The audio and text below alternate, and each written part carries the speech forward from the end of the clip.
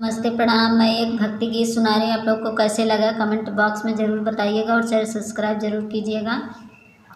हरी तीन पत्तों में क्या बल है, जिस पे भोला मगन है। हरी तीन पत्तों में क्या बल है, जिस पे भोला मगन है। यमुना मगन है, जमुना मगन है, यमुना मगन है, जमुना मगन है।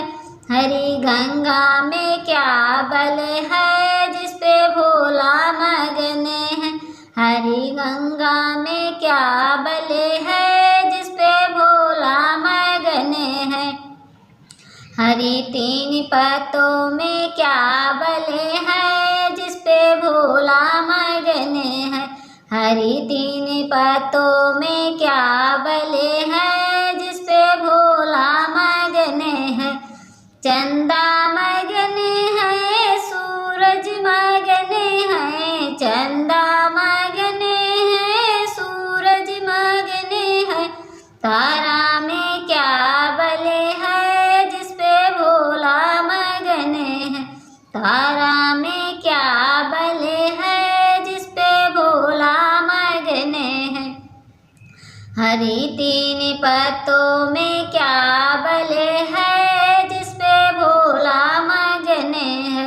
हरी तीन पत्तों में क्या बल है, जिस पे भोला मगन है।